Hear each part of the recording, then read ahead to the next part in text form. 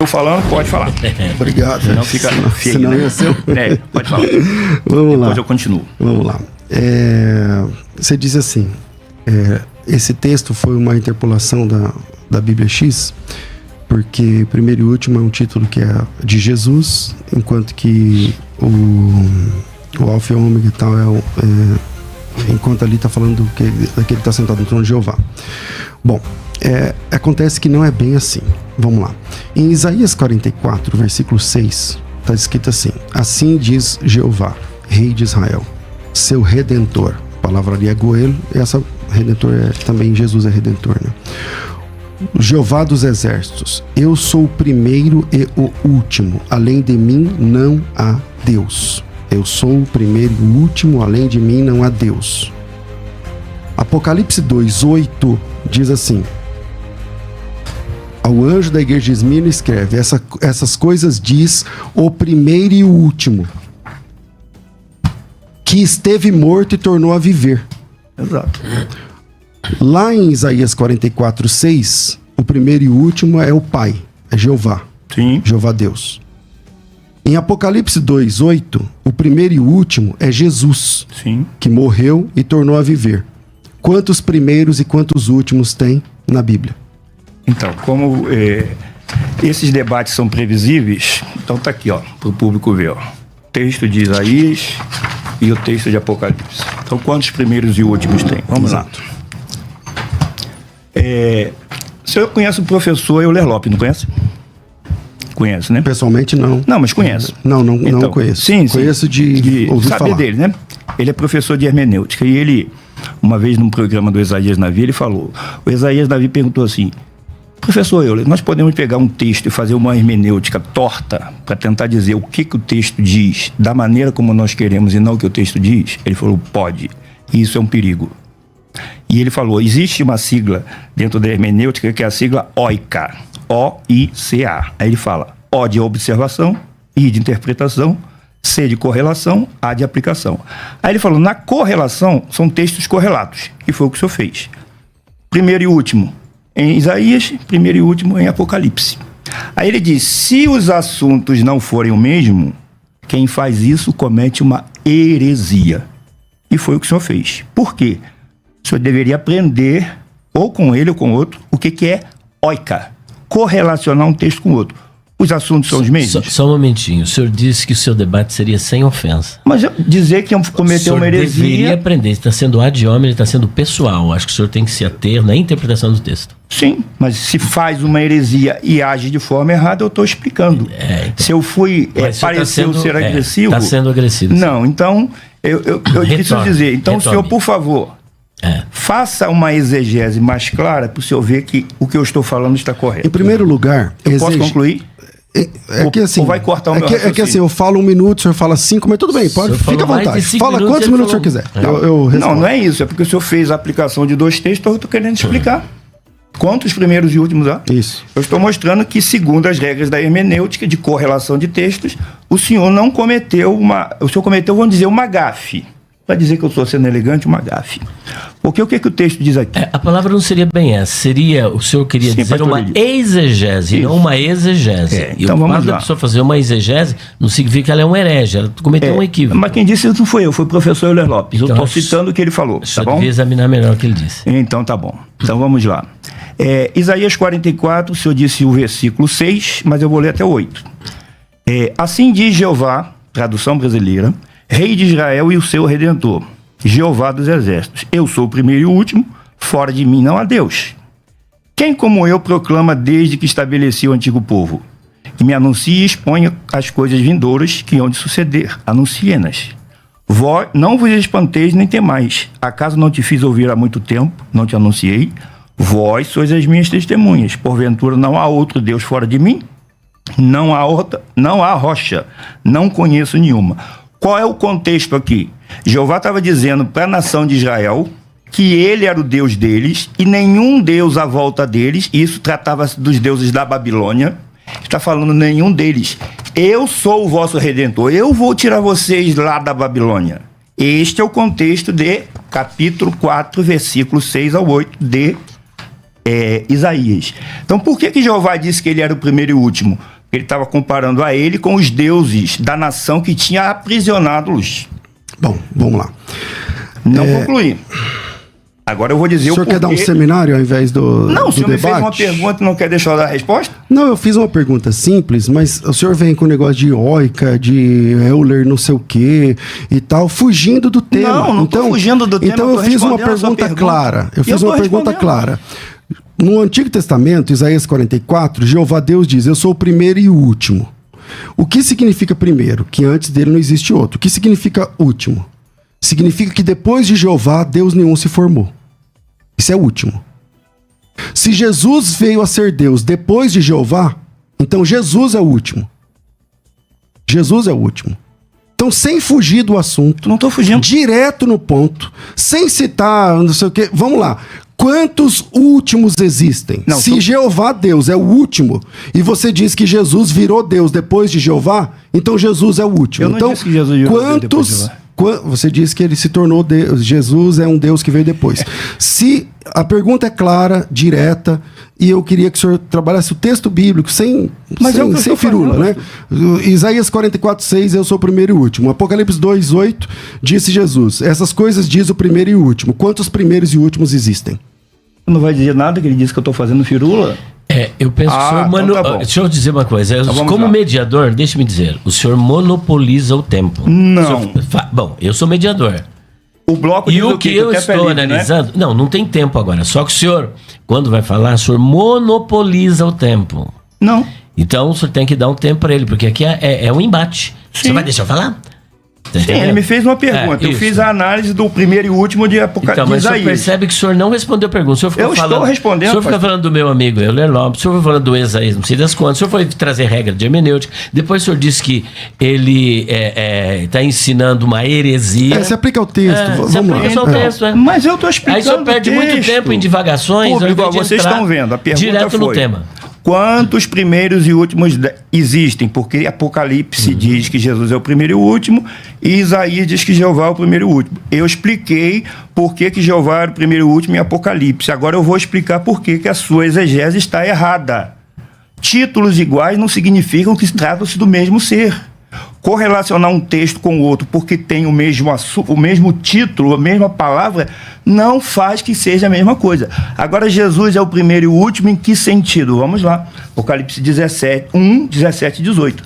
Quando o vi, caí aos seus pés como morto, e ele pôs a sua destra sobre mim, dizendo: não temas, eu sou o primeiro e o último. E o que vivo, fui morto, mas eis que estou vivo pelos séculos dos séculos e tenho as chaves da morte e do Hades. Então, Jesus disse que é o primeiro e o último, Jeová disse que é o primeiro e o último.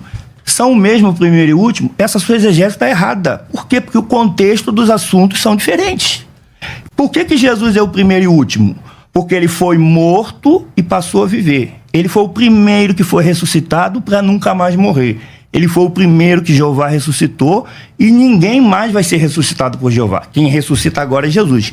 Respondendo a sua pergunta, quantos primeiros e últimos há? Nesses dois textos, 2, porque eles são primeiros e últimos em sentidos e em contextos diferentes. Então, o senhor aplicou o termo primeiro e último para dizer que é a mesma.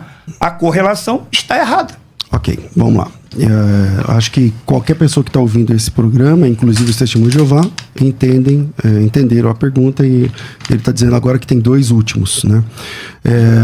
Se Jeová Deus é o primeiro e último, como Deus, conforme você trabalhou lá no texto de Isaías, né? Divindade e tal, ele é o primeiro e último. Jesus, ele é coexistente com Jeová desde o princípio? Eu sei que essa palavra não se aplica à divindade, porque princípio é uma questão temporal e Deus é fora do tempo. Mas a minha pergunta é, se Jesus se torna Deus, então Jeová não é mais o último, porque ele disse que ele é o primeiro e o último Deus. Fora dele não há Deus nenhum. Deus nenhum se formou. Quando é que Jesus passa a se tornar Deus na sua concepção bíblica? Bom, então vamos lá. Voltando ao texto aqui de Isaías 44:6, vou ler novamente. Assim diz Jeová, Rei de Israel e o seu Redentor, Jeová dos Exércitos: eu sou o primeiro e sou o último, fora de mim não há Deus. Em que sentido ele é o primeiro e o último? Com relação àqueles que as nações acreditavam serem deuses. Nenhum daqueles deuses do Egito, da Babilônia, da Síria, nenhum deles, Jeová falou, eles não se comparam a mim, neste sentido. Isso é o que o contexto está tratando. Não tem nada a ver com Apocalipse, porque Jesus não está dizendo que ele é o primeiro e o último e fora dele não há Deus. Ele está dizendo que é o primeiro e o último. Minha pergunta dessa vez não tem a ver com Apocalipse, que não ressuscitou. Tá? Minha pergunta não tem a ver com Apocalipse. Eu vou repetir a pergunta que talvez você não tenha entendido. Sim. A pergunta é, se o texto de Isaías está dizendo que fora de Jeová Deus não há outro e que ele é o primeiro e o último, esquece Apocalipse, lá já não deu. Se você ele é o primeiro e o último... E fora dele não há Deus. E fora dele não há Deus. Jesus é Jeová, é Deus. Não, você diz que Jesus é Deus, mas não como Jeová. Ok. Jesus é Deus fora de Jeová? Não. Se ele é Deus junto com Jeová, os dois são coiguais na existência? Não. Eu vou explicar então, agora. Em que momento Jesus passou a se tornar Deus? Porque aí, se Jesus passou a se tornar Deus, logo Jeová deixou de ser o último. Sim. O último agora é Jesus. Ele disse, fora de mim não há Deus. Baal estava em Jeová? Não. Acerate estava em Jeová? Não. E Jesus está em Jeová? Tá. Eu vou voltar à explicação lá do Apocalipse 17:3, quando ele diz assim, e a vida eterna é esta, que conheçam a ti como o único Deus verdadeiro, monon alethenon theon, e a palavra monon, ela significa único, sozinho, sem ajuda, sem companhia. Então ele está dizendo, Jeová é Deus verdadeiro, sem ajuda, sem companhia, sem ninguém junto dele. Quem é Jeová? O Pai a quem ele estava orando. E Jesus é Deus falso? Não. Jesus também é Deus verdadeiro, mas ele não é monon. Ele precisa do Pai para que ele tenha poder e autoridade. Então Jesus ser Deus não tem nada a ver com Isaías. Por quê? Porque lá ele está falando dos deuses que não tinham nada a ver com Jeová. Jesus é Deus porque ele tem poder e autoridade. O Pai deu a ele poder e autoridade, então ele é Deus por causa do Pai. Então não se aplica fora de mim não a Deus, porque Jesus tem poder e autoridade com o Pai. Mas ele não é o Pai, como o senhor acredita, e ele não é Jeová. Mas essa acho que não é a pergunta dele. Ele quer saber a partir de que momento o Filho passou a ser Deus. A partir do momento que ele recebeu do Pai poder e autoridade. Então, porque o único que tem poder e autoridade de forma plena é o Pai. Então, a partir desse momento, Jeová não é mais o último. Porque ele diz assim, ó, eu sou Jeová e fora de mim não há Deus. Nenhum outro Deus se formou. Então, se o senhor está dizendo que Jesus é Deus em Jeová, e agora o senhor está dizendo que Jesus se tornou um Deus depois de Jeová, quem está certo aí? O senhor ou Jeová Deus que está dizendo que fora de mim não há outro Deus, além de mim outro Deus não se formou? É muito claro, e aí, Marcelo, a gente às vezes, diante de um texto claro, ou você abraça o texto bíblico, o que o texto está dizendo, que fora de Jeová não há outro Deus, por isso ele é o último. Por isso ele é o último. Ele é o primeiro e o último. Além de mim não há Deus. Ele é o último. Não teve Deus do bem além dele. Eu concordo que deuses, o termo Elohim, não sei o que lá, mas eu nem estou entrando nesse mérito, que não é o mérito do nosso assunto aqui. Falar de Azerá, falar de... não é a questão. Eu estou falando do único Deus verdadeiro. Isaías 44:6 diz assim, assim diz o Senhor Deus de Israel, seu Goel. Goel é Redentor. Uhum. Rei de Israel é um título usado para Jesus Cristo no Novo Testamento. Sim. Redentor é um título usado para Jesus Cristo no Novo Testamento.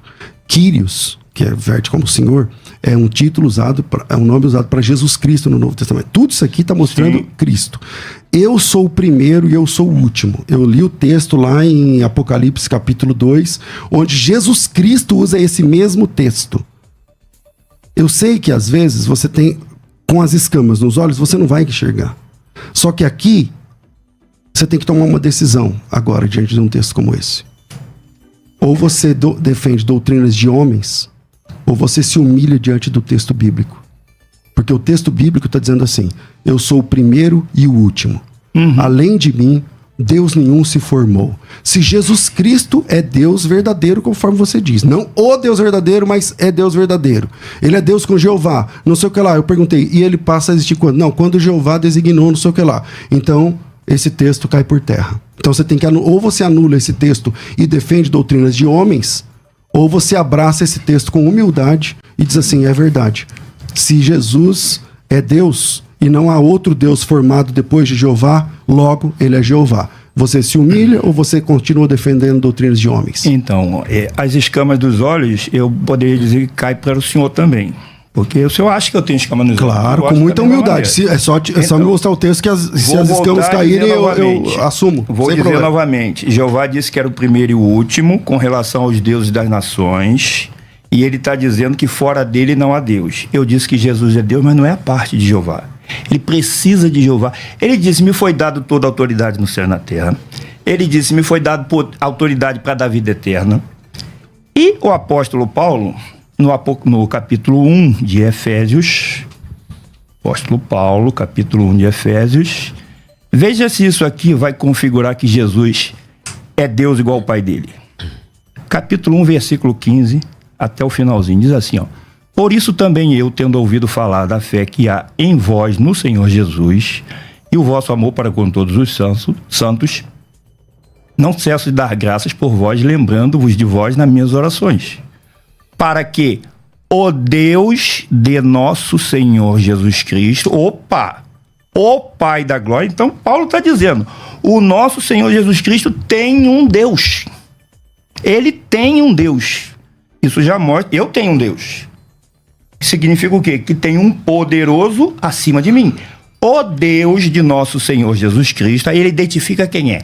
O Pai da glória vos dê espírito de sabedoria e de revelação no pleno conhecimento dele, sendo iluminados os olhos do vosso coração, para que saibais qual seja a esperança da sua vocação e quais as riquezas da sua glória nos santos. Aí ele vai falar uma coisa aqui sobre Jesus Cristo, qual a suprema grandeza do seu poder para conosco, os que cremos segundo a operação da força do seu poder.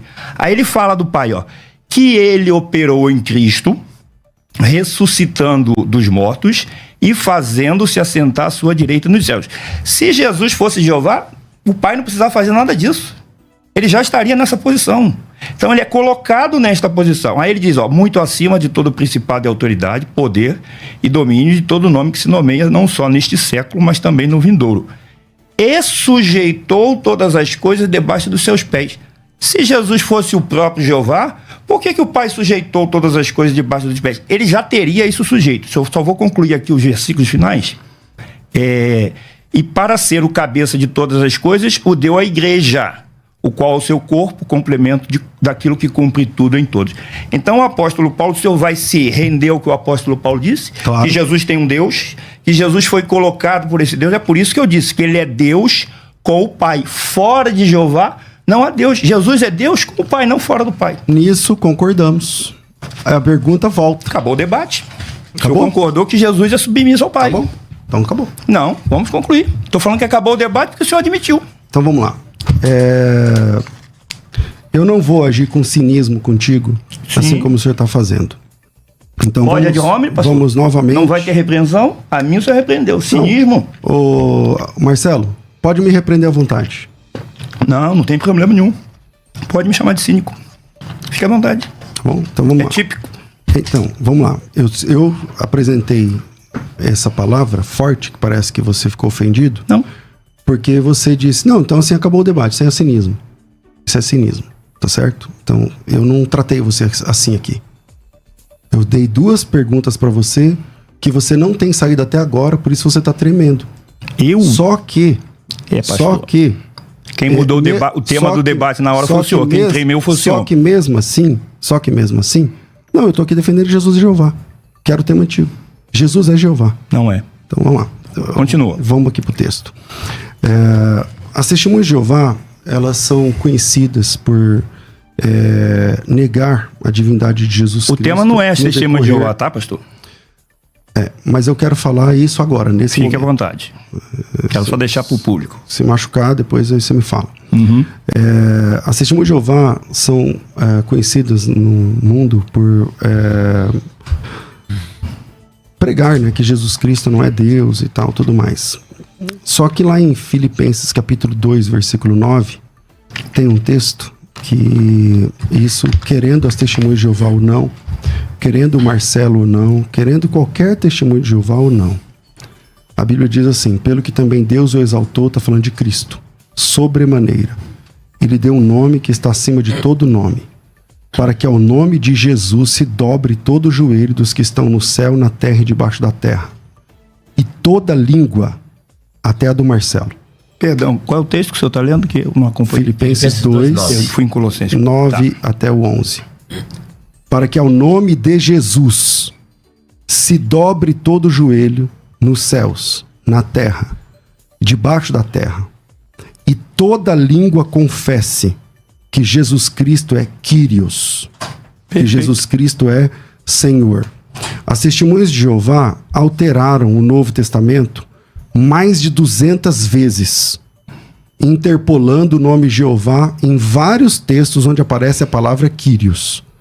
Salvo engano, 4 ocorrências eles fazem isso na palavra Theos, que é lá em Apocalipse capítulo 19, no Aleluia.